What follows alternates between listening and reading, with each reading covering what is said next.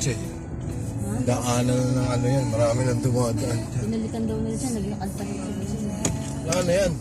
Yung mga motor pa lang na delivery dyan nakatabay. Full black daw. Tingnan mo!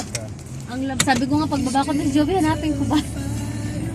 Ano daw yun, ang laman ay, buti na lang daw hindi siya nag-withdraw ng Monday, 150 lang nila, tapos namasahe siya kay Iya ng 100. Pero may 50 lamang, na lang. may lamang ATM, Hindi naman makukuha yun.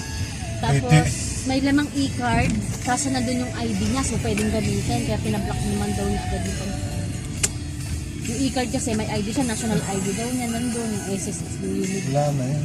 Yung unit ID, naku po, sabi ko yung national ID pero mahirap kumuha. Pakatagal.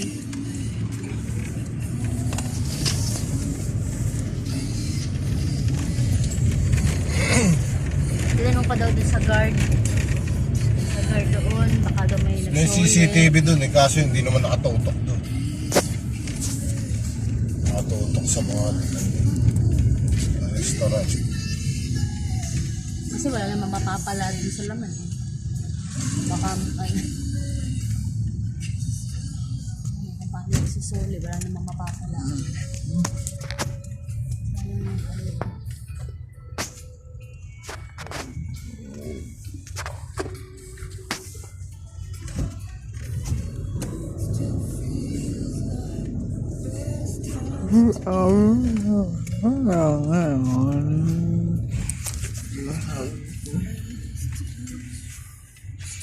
Monday pang pasok ni Ina.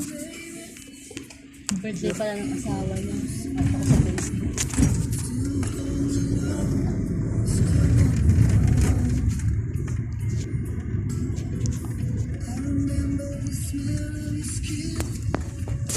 Magkano yung mga makita mong airport lane transfer? 1,250. Ito na yung akin 1,300. Ano siya? Yung mga ganyang mura, ano yan? E-trike lang yan. Pero okay lang. Ganun ba yun? Maganda yung saklok ka. 1,250. Bas yung ano. Hindi ko pa nakita. Hindi ko dala ko sa'yo. Nakita ko lang sa ano to, sa Reels ba yun? Sa biyahe. Hindi ko pa nabuksan yung mga sunod na. Hindi ko makaano sa office.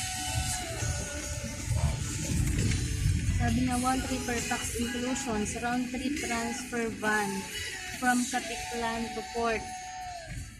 Tapos terminal fee, environmental fee, boat fee, regular boat, van. Tanungin mo yan kung magpipilap ka pa o hindi na. Matagal din yung pagpilap-pilap. Meron ditong van/e-trike/FD van going to hotel. So pwede mo ba? Depende kung anong ano mo. Right. Door to door, limited charges. 100 pesos discount for PWD. Tanong mo nga kung magpipilap pa dun sa port. Kasi yung sa iba, hindi na. Kung ibibigay mo na yung ano mo, re-register ka na dun.